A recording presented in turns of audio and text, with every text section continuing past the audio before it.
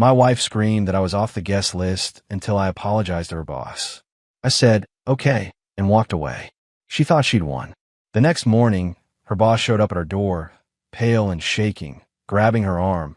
Diana, tell me you didn't just ban the chairman from his own event. My name is Evan Rivers. I'm 47 years old, and I've spent the last 22 years building something most people never see. Quiet wealth. Not the flashy kind. Not the kind that buys yachts or shows up in Forbes. The kind that moves through venture capital funds, trust structures, and holding companies like water through bedrock. Invisible, but foundational. My wife Diana never understood that part. To her, real power was visible. A corner office, a title with director in it, invitations to galas where you could network with people who mattered. She was director of brand strategy at Holt Regional, a mid-sized consulting firm that punched above its weight in the Pacific Northwest. Gregory Holt, the president of the division, treated her like his golden child, and she ate it up. We had one son, William, 18 years old, brilliant kid, just got his acceptance letter to Caltech 3 weeks ago. Full ride. Diana told everyone at her office that she'd been the one pushing him toward excellence, attending every parent-teacher conference, managing his SAT prep. What she didn't mention was that I'd quietly paid for the $15,000 private tutoring program, or that I was the one who stayed up until 2 a.m. helping him revise his college essays. She didn't mention it because she didn't know. I never told her. Why? Because somewhere along the way, I'd learned that my contributions didn't earn me credit in her world. They earned me expectations. The Friday before the Spring Leadership Gala, I was in the garage packing donation boxes. Diana's event. Her baby. She'd been planning it for 6 months, and I'd helped where I could.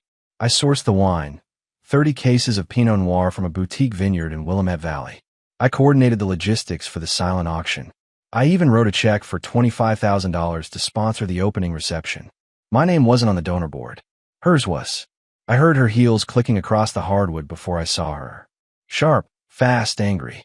She stormed into the garage, phone in one hand, the other yanking at the zipper of her dress like it had personally offended her. You're off the guest list, Diana announced. Her voice was cold, clipped. Not the tone you use with a partner. The tone you use with someone beneath you. I set down the box I was taping and looked up. What? You heard me, she said, adjusting her neckline in the reflection of the car window. You're off the guest list until you apologize to Gregory. I stood slowly, wiping packing tape residue off my hands. Apologize for what? She rolled her eyes like I was a child, asking why the sky was blue. For undermining him at the investors' dinner last month.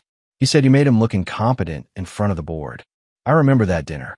Gregory had pitched a restructuring plan that would have gutted the firm's pension obligations to fund a flashy expansion into markets they didn't understand. I'd asked 3 questions. Polite ones. Specific ones. The kind that exposed the gaps in his thinking without ever raising my voice. The board had tabled the proposal. Gregory, apparently, hadn't forgiven me. I asked him to clarify his numbers. I said evenly. My voice is always calm. That's not undermining. That's due diligence.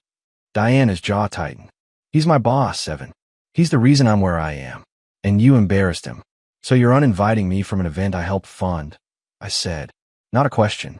A statement. Yes, she snapped. And you're going to apologize, or you're staying home. I looked at her for a long moment. The woman I'd married 22 years ago had been different. Hungry, yes, but hungry for us. For the life we were building together. This woman, standing in a $3,000 dress I'd paid for, in a house I'd bought, planning an event I'd bankrolled. This woman looked at me like I was an inconvenience. Okay, I said. She blinked, paused. She'd expected a fight, maybe even wanted one, something she could spin into a story later. But I gave her nothing. That's it, Diana asked, suspicion creeping into her voice. Just okay, just okay, I repeated. I turned back to the box, sealed it, and moved it to the hallway. I'll stay home. Her smirk was instant, triumphant. Good, maybe you'll learn something. She left, heels clicking back through the house, back to her mirror, back to her world where she was the center of everything. I stood there in the garage for a long time after she was gone. Not angry, not hurt, just clear. For the first time in months, maybe years, I saw the situation for exactly what it was. That night, I didn't argue, didn't sulk. I slept soundly, and around 2 a.m., I got up, walked to my office, and made a phone call to my attorney. By morning, everything had already changed. Diana just didn't know it yet. The thing about building wealth quietly is that people forget you're building anything at all. They see the surface, the guy who packs boxes, smiles politely at office parties, doesn't make waves. What they don't see is the infrastructure beneath, the holding companies, the trust structures, the voting shares acquired through subsidiaries, so boring that even accountants glaze over when reviewing them. I've been building that infrastructure for 15 years. Long before Diana became director of branch strategy. Long before Gregory Holt even knew Holt Regional existed. It started simply enough. Back in 2008, during the financial collapse, I'd seen an opportunity. Venture capital firms were hemorrhaging value, desperate for liquidity. I'd quietly assembled a consortium, 3 silent partners, all from my network in institutional investing. We created a holding company, Evergreen Capital Trust. Boring name, deliberately boring. Over the next decade, Evergreen acquired minority stakes in 17 different firms. Small positions, 5% here, 8% there. Never enough to trigger disclosure requirements. Never enough to draw attention. Just enough to accumulate leverage. One of those firms was a struggling consulting group in Seattle. Regional footprint, decent client list, terrible management. We acquired 12% of their equity for pennies on the dollar. The firm restructured, brought in new leadership, and rebranded as Holt Regional. Gregory Holt became president 3 years ago. Diana joined 2 years after that. What neither of them knew, what nobody knew except my legal team, was that over the past 18 months, I've been consolidating those scattered positions, quietly buying out 2 of my original partners, absorbing their shares into the trust, restructuring the voting agreements. As of last Thursday, the day before Diana uninvited me from the gala, I controlled 62.4% of Holt Regional's board voting rights. Not directly, never directly, through proxy agreements, through the trust, through structures so layered that even forensic accountants would need weeks to trace the connections. And there was a clause, buried in the original shareholder agreement from 2009, a clause that had been sitting dormant for 15 years, waiting for the right moment. Section 12B, Chairman Rotation Protocol. If any single entity or affiliated group acquired majority voting control, the board bylaws automatically triggered a mandatory chairman election within 72 hours. I'd activated that clause with a single signature on Thursday night. The legal filing went through at 11:47 p.m. The board notification was time-stamped for 8:43 a.m. Saturday morning, precisely 1 hour before Diana's gala was scheduled to begin. Friday morning, I drove to a quiet office suite downtown. No nameplate, no signage, just a locked elevator and a badge I hadn't used publicly in months. My attorney Michael was already there, along with Liza, the trust administrator, and 2 other silent shareholders who'd flown in specifically for this meeting. The instrument is ready, Liza said, sliding a folder across the table. Your signature activates the proxy consolidation, effective immediately. Michael cleared his throat. To be clear, Evan, once you sign, you hold effective control over the board. The chairman rotation becomes automatic. No vote needed. It's structural. Will Diana be notified? I asked. Liza raised an eyebrow. Not yet. The board alert goes out tomorrow morning at 8:43. We timed it to coincide with the gala. I looked at the document. For lines of text, 1 signature line. The quietest takeover in corporate history, executed while my wife practiced her speech in front of a mirror. I signed. It's done, Liza said, collecting the papers. You now hold voting control of Holt Regional. We shook hands. I walked out into the afternoon sunlight. My phone buzzed. A text from William. Dad, just wanted to say thanks again for everything with Caltech. Mom's freaking out about her gala. You okay? I typed back. I'm fine, son. Enjoy your weekend. Proud of you. I slipped the phone back into my pocket and walked toward my car. Tomorrow, Diana would stand on a stage and talk about leadership while the ground shifted beneath her feet. She'd built her empire on a foundation she never bothered to examine. And that foundation had always been mine.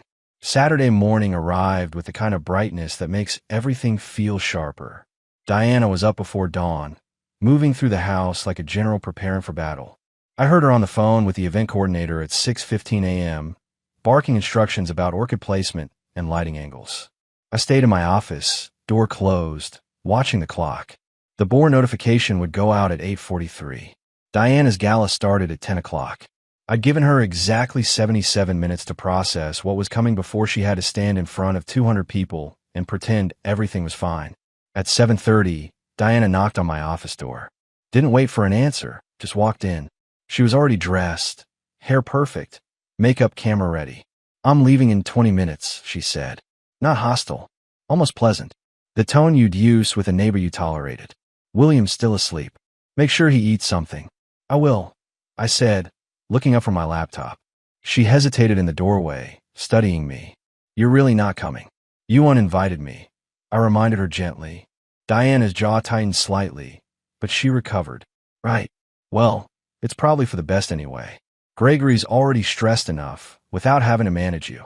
"Manage me," I repeated. Not a question, just letting the words hang there.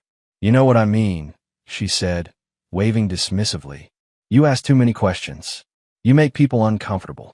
I nodded slowly. "I'll try to work on that." She left without another word. I heard her heels clicking down the hallway, the garage door opening, her car starting and pulling away. Silence settled over the house. At 8:43 a.m., I refreshed my email. There it was. Board notification from Holt Regional's legal counsel. Subject line, governance realignment and chairman appointment. I opened it, scanned the familiar language. Effective immediately. Proxy consolidation. Mandatory board restructuring per Section 12B. My phone rang. "Michael, my attorney." "It's live," he said simply. "Board members are getting the notification now. Gregory's assistant probably has it flagged as urgent." "Thanks, Michael," I said. "Keep me posted." I hung up and walked to the kitchen. Made coffee. Scrambled eggs for William when he came downstairs at 9:15, rubbing sleep from his eyes. "Where's Mom?" he asked, sliding into a chair. "At her gala," I said, setting a plate in front of him. "Big day for her." William nodded, scrolling through his phone. Then he looked up, something uncertain in his expression. "Dad, can I ask you something?" "Always," I said. "Why does Mom treat you like that?" His voice was quiet, careful. I sat down across from him. "Like what?" "Like I don't know. Like you don't matter." He looked down at his plate. "I heard her on the phone yesterday. She was talking to someone about you. Said you were just background support.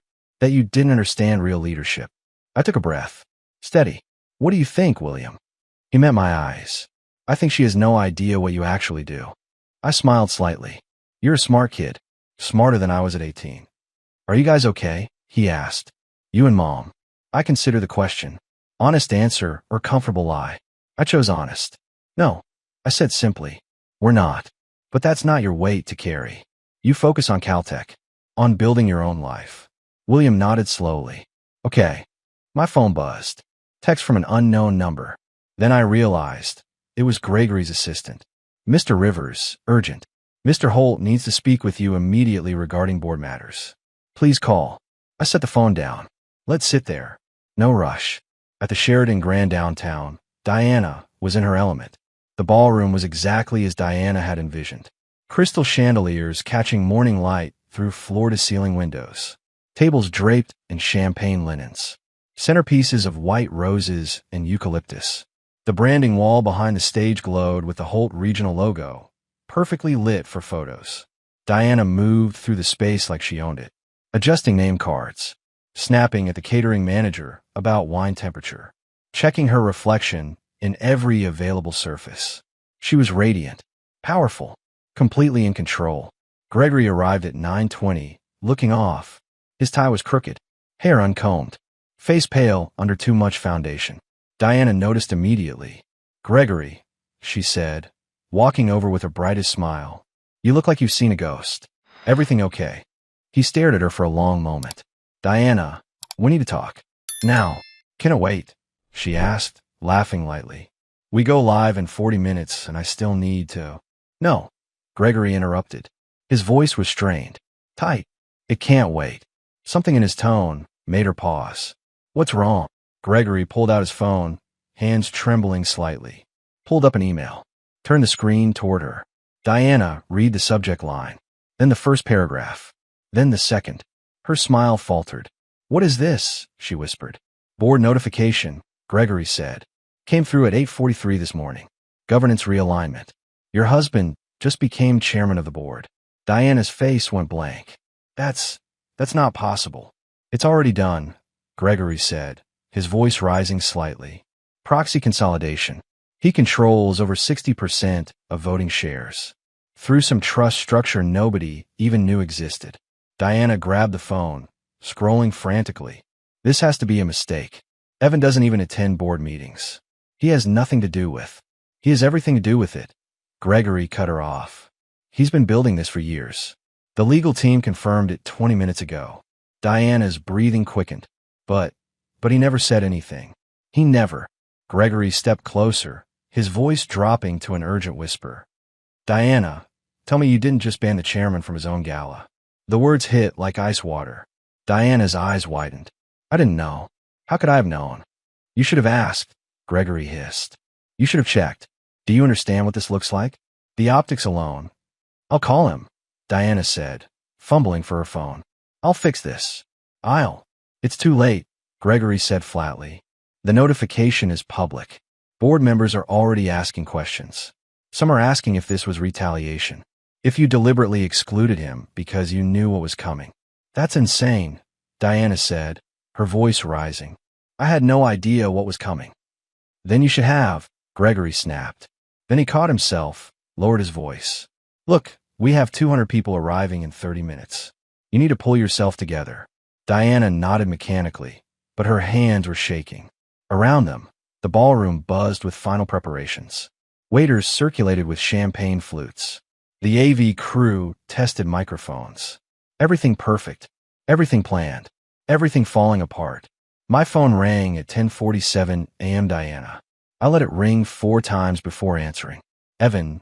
Her voice was tight, controlled, but I could hear the tremor underneath. We need to talk. Now. I'm listening, I said, leaning back in my office chair. Not over the phone, Diana said quickly.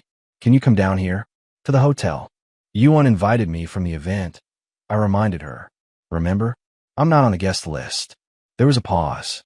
A long one. I could almost hear her grinding her teeth. Evan, please. This is serious. I know it is, I said calmly.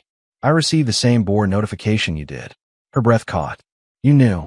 You knew about this, and you didn't tell me. You never asked, I said simply. In 22 years of marriage, Diana, you never once asked me what I actually did for work. You assumed it was boring. Assumed it didn't matter. That's not fair, she said, her voice rising slightly. Isn't it? I asked. When's the last time you asked about my day? When's the last time you cared about anything I was working on? Silence. She had no answer because there was no answer. The gala starts in 13 minutes, I said, checking my watch. You should probably get ready for your speech. Evan, don't do this. Diana's voice broke slightly. Please. Gregory is panicking. The board members are asking questions. I need you here. No, I said quietly. You need me to fix a problem you created. That's different. I didn't create this, she protested. I didn't know you were. You created this the moment you decided I wasn't important enough to include. I interrupted. My voice remained level. Steady. You made a choice, Diana. Now you live with it. So that's it, she asked. You're just going to let me stand up there and humiliate myself? You did that already, I said. I'm just not stopping it.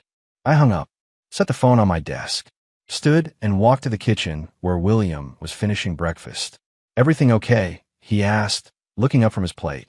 Everything's fine, I said. Want to go for a drive? William's eyes narrowed slightly. Where to? Downtown, I said.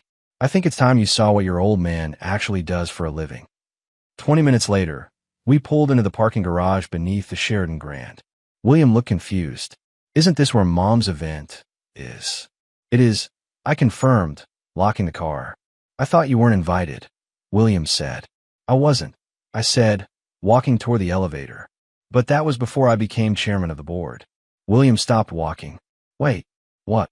I pressed the elevator button. I'll explain on the way up. By the time we reached the executive level, I'd given William the abbreviated version. The trust. The holding company. The proxy consolidation. He listened in silence, his expression shifting from confusion to understanding to something like pride. "So you've been planning this for how long?" he asked as we stepped into the hallway. 15 years, I said. Give or take. And Mom had no idea. "Your mother sees what she wants to see," I said. We stopped outside the ballroom doors. I could hear Diana's voice inside, amplified through speakers.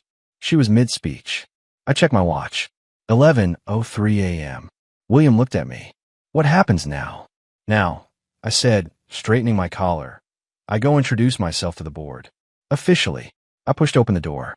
Diana was on stage, mid-sentence, talking about innovation and leadership. She saw me immediately. Her words stumbled, stopped. The entire room turned to look. Gregory, standing near the side of the stage, went completely white. I walked down the center aisle, William beside me, and took a seat at the table marked Board Reserved. I didn't say anything, didn't wave, just sat down. Diana stood frozen at the podium, mic still hot, 200 people staring at her, waiting for her to continue. She couldn't. The silence in the ballroom stretched for what felt like minutes, but was probably only 10 seconds. Diana gripped the podium, her knuckles white. Her eyes locked on mine, wide with something between shock and fury. Gregory moved first. He practically sprinted from the side of the stage toward my table, his face a mixture of panic and forced professionalism. He leaned down, his voice a harsh whisper. "Evan, what are you doing here?" "Attending a company event," I said calmly. "Is there a problem?" "You weren't on the guest list," Gregory hissed. "I'm chairman of the board," I replied evenly. "I don't need to be on a guest list." Gregory's jaw worked soundlessly for a moment. Then he turned toward the stage, gesturing urgently at Diana to continue. She blinked, seemed to remember where she was, and forced a smile that looked more like a grimace. "I apologize for the interruption," Diana said into the mic, her voice strained. "As I was saying, leadership requires vision. It requires the ability to see beyond the immediate and plan for the future." The irony wasn't lost on me, or apparently on several board members seated nearby, who exchanged knowing glances. Diana pushed through the rest of her speech. It was polished, rehearsed, but the energy had shifted. People weren't listening anymore. They were whispering to each other, checking phones, glancing between Diana on stage and me in the audience. When she finished, the applause was polite but muted. She walked off stage stiffly, disappearing through a side door. Gregory followed. Within minutes, 3 board members approached my table. I stood, shook hands, made introductions. William sat quietly beside me, observing everything. "Evan," said Patricia Vance, the longest-serving board member, "I think we need to have a conversation. Several of us have questions about the notification this morning." "Of course," I said. "I'm available whenever you'd like to meet." "How about now?" she suggested, glancing toward a private conference room off the main ballroom. Informally. "That works," I said. I looked at William. "You okay here for a bit?" "I'm good, Dad," he said. I followed Patricia and 2 other board members into the conference room. We sat around a small table. No formal agenda, just direct questions. "Walk us through this," Patricia said. "The trust structure, the proxy consolidation. How long has this been in motion?" I explained, clearly, methodically. The 2008 opportunity, the formation of Evergreen Capital Trust, the gradual accumulation of equity positions, the restructuring 18 months ago, the activation of Section 12B last Thursday. They listened without interrupting. When I finished, one of the other board members, Thomas Lynn, leaned forward. "You've been a shareholder for 15 years and never disclosed it." "I disclosed everything required by law," I said. "The positions were held through a trust structure that didn't trigger reporting thresholds until the recent consolidation." "And your wife," Patricia said carefully. "She works here." She had no idea. "No," I said simply. "We don't discuss my work at home." She never asked. Thomas frowned. "That seems unusual." "Perhaps," I said, "but it's the truth." Patricia sat back, studying me. "Evan, I'm going to be direct. This looks bad.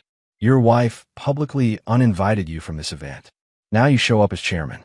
People are going to assume this is retaliation." "Is it?" Thomas asked bluntly. I met his eyes. "No. The board notification was filed Thursday night. Diana uninvited me Friday afternoon. The timing is unfortunate, but the sequence is clear. Still, Patricia said, the optics are problematic. I understand, I said, but I'm not here to create drama. I'm here to ensure this company operates with proper governance and fiduciary responsibility. Patricia and Thomas exchanged a look. Some unspoken communication passed between them. All right, Patricia said finally. We'll schedule a formal board meeting for next week. In the meantime, I suggest you and Gregory have a conversation. Clear the air. Happy to, I said, standing. As I walked back into the ballroom, I saw Diana standing near the registration table. She was on her phone, her back to the room, shoulders rigid. Gregory stood a few feet away, arms crossed, looking like a man watching his career implode in real time. William caught my eye from across the room and gave me a small nod. I nodded back. The first move was complete. Now came the harder part. Watching everything Diana had built on false assumptions slowly collapse under the weight of reality. Sunday morning arrived with the kind of silence that follows earthquakes. I was up at 6, making coffee in a kitchen that felt different now.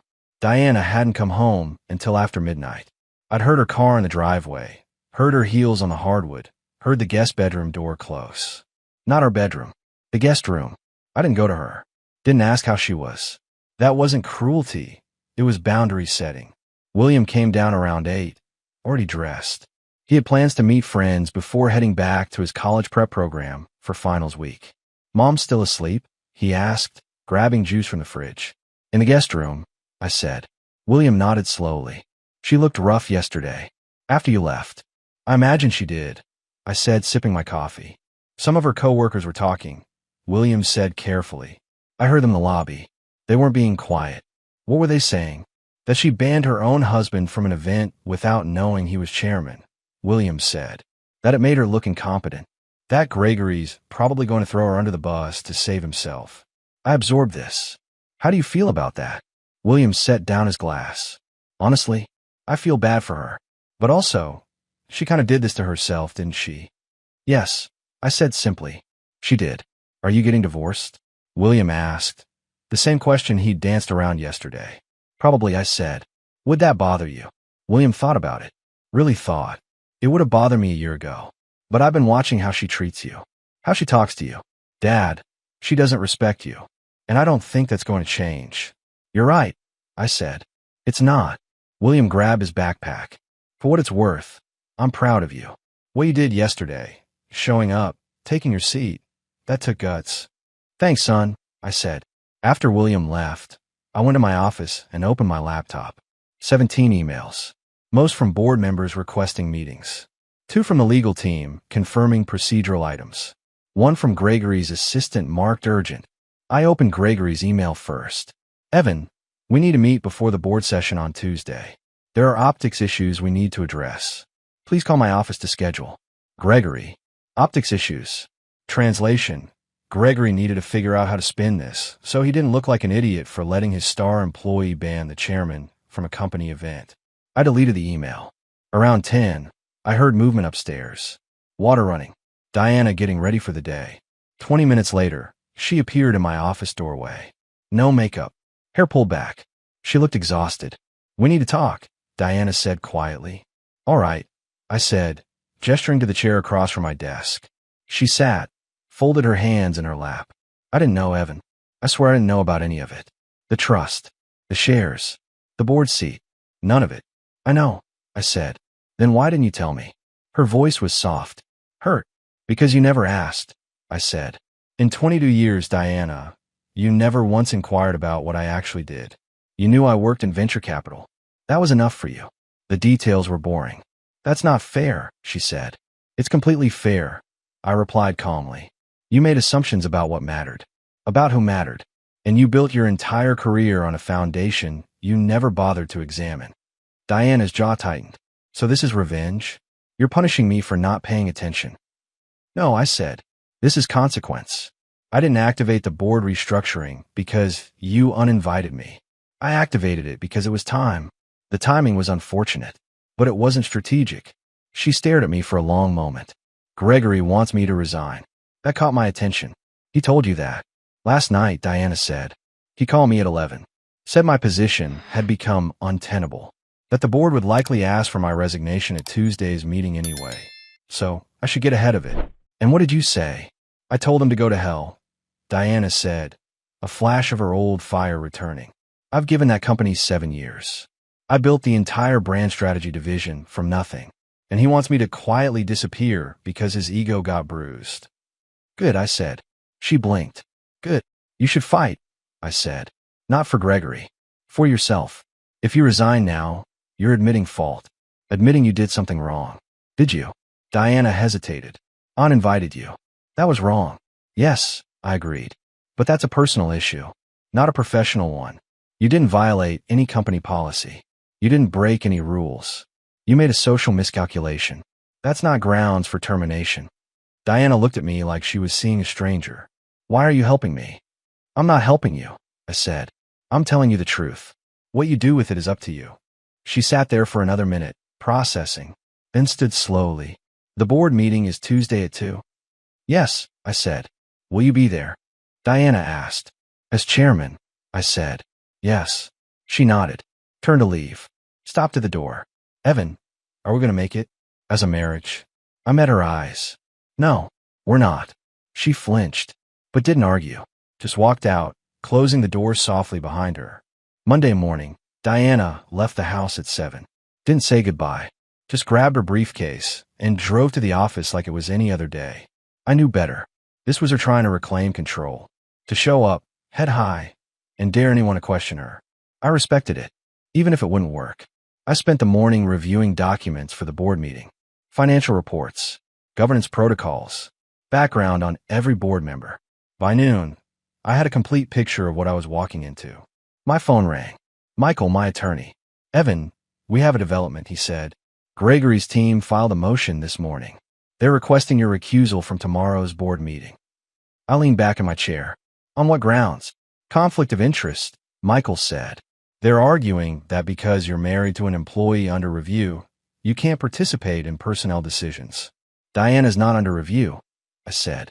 She hasn't been formally accused of anything. Not yet, Michael said carefully. But Gregory's building a case. Insubordination. Unauthorized decision-making regarding event attendance. Damaging company reputation. He's making her the scapegoat, I said. Exactly, Michael confirmed. If he can force your recusal and push Diana out, he saves his own position. Makes it look like the problem was her, not him. I stood, pacing. Can they actually force my recusal? Technically, yes, Michael said, if enough board members vote for it. But I doubt they will. You control the majority voting shares. Recusal motions require unanimous consent of non-conflicted members. So it's theater, I said. Political theater, Michael agreed. Gregory's trying to look proactive, trying to demonstrate leadership. It won't work, I said. No, Michael said. It won't, but it'll make tomorrow interesting. After we hung up, I sat for a long time thinking. Diana was being set up. Gregory was protecting himself by sacrificing her, and the board would probably go along with it because it was cleaner than admitting their president had terrible judgment. I could stop it. One word from me as chairman, and Diana's position would be secure. But should I?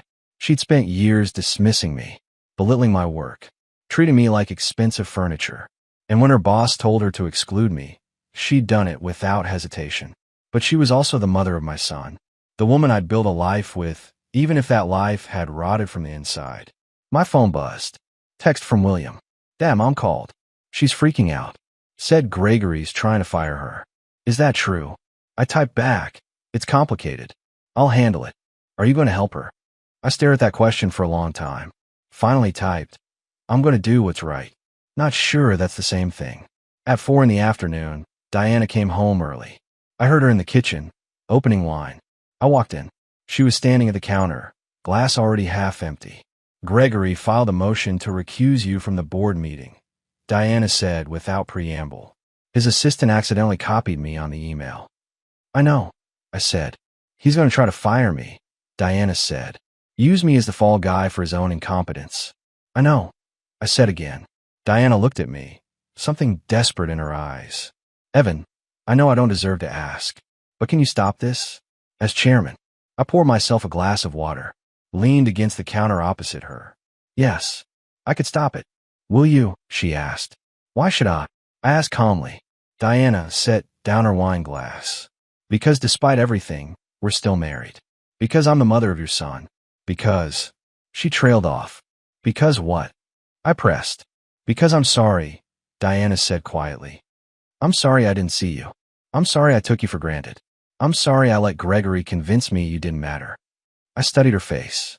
She meant it. In this moment, she genuinely meant it. But would she mean it tomorrow? Next week? Next year? I'll think about it, I said. Evan. That's my answer, Diana, I said firmly. I'll think about it. The board meets tomorrow at 2. I'll decide before then. She opened her mouth to argue, then closed it. Nodded. Okay. I walked back to my office, closed the door, and sat in the dark. Tomorrow would determine a lot of things. Diana's career, my marriage, the future of Holt Regional, and I still didn't know which way I was going to go. Tuesday at 2 o'clock, I walked into the Holt Regional conference room. 12 seats around a polished table. Floor-to-ceiling windows overlooking downtown Seattle. 7 board members already seated. Gregory at the head of the table, looking like a man who'd rehearsed his performance for hours. Diana sat in a chair along the wall, not at the table, a spectator at her own trial. I took the seat directly across from Gregory, set down my folder, made eye contact with each board member in turn. Let's begin, I said simply. Gregory cleared his throat. Before we proceed, I'd like to formally request Chairman Rivers recuse himself from personnel discussions regarding his wife, Diana Rivers. Clear conflict of interest. Patricia Vance, sitting to my right, spoke up. Gregory, recusal requires unanimous consent of non-conflicted board members. I don't consent. Thomas Lynn nodded. Neither do I. Evan holds majority voting shares. His participation is required for quorum on major decisions. Gregory's jaw tightened. Then I move we table personnel matters until... Motion denied, I said calmly. What's the actual issue here, Gregory? He shuffled papers, buying time. Diana Rivers acted unilaterally to exclude a key stakeholder, yourself, from a major corporate event. This decision was made without board consultation and created significant reputational damage. Did it? I asked. Gregory blinked. Excuse me. Did it create reputational damage? I repeated. To the company? The optics, Gregory started. The optics, I interrupted, are that an employee made a social miscalculation, not a corporate violation. Diana didn't breach any company policy. She didn't violate fiduciary duty. She uninvited me from a gala. That's a personal issue. But you're the chairman, Gregory protested. I became chairman after she uninvited me, I said. The board notification was filed Thursday night. She made her decision Friday afternoon. She had no way of knowing. Patricia leaned forward. Evan's right. There's no policy violation here. Gregory's face reddened. She made the company look foolish. No, I said quietly. You made the company look foolish. You're the one who told her to uninvite me. You're the one who felt threatened by basic fiduciary questions at an investor dinner. You're the one trying to sacrifice an employee to cover your own insecurity. The room went silent. Gregory's mouth opened. Closed. No words came out.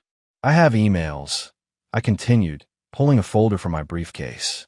Correspondence between you and Diana from 3 months ago. You specifically instructed her to limit my involvement in company events, said I was too analytical, and made investors uncomfortable. Would you like me to read them aloud? Gregory went pale. Those were taken out of context. Were they?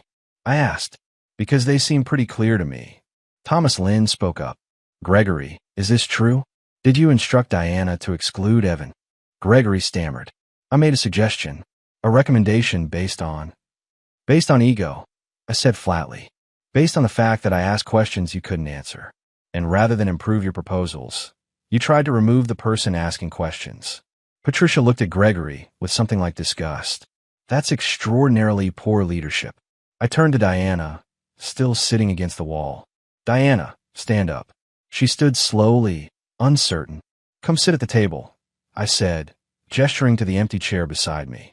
Diana walked over, sat down. Her hands were shaking. I looked around the table. Diana made a mistake. She should have questioned Gregory's instructions instead of following them blindly. But that's a learning opportunity, not a termination offense. Agreed, Patricia said. Thomas nodded. Agreed. One by one, The other board members voiced agreement. Gregory sat frozen, watching his plan collapse. Now, I said, turn to Gregory. Let's talk about your performance. Specifically, the restructuring proposal you presented in September. The one that would have over-leveraged this company's balance sheet by 40%. Want to walk us through that? Gregory's face went from pale to gray. That was tabled for further review. It was tabled because it was reckless, I said. And I think this board needs to seriously evaluate whether you're the right person to lead this division. Patricia's eyes gleamed. I move we open a formal review of the president's performance and strategic decision-making. Seconded, Thomas said immediately. The vote was unanimous. Gregory sat in stunned silence, as his authority evaporated in real time. The meeting adjourned 40 minutes later. Diana and I walked out together, neither of us speaking until we reached the parking garage. Thank you, Diana said quietly. Don't thank me, I said. I didn't do it for you. I did it because it was right. I know, she said. But still, thank you. I unlocked my car. Diana, my attorney will contact you next week. About the divorce. Her face crumpled slightly. So that's really it. That's really it. I confirmed. I drove away, leaving her standing in the garage. In my rearview mirror, I saw her sink onto a concrete barrier, head in her hands. I felt something. Not quite sympathy. Not quite satisfaction. Just closure. 8 months after the board meeting, my life looked completely different. The divorce was finalized in November. Clean split.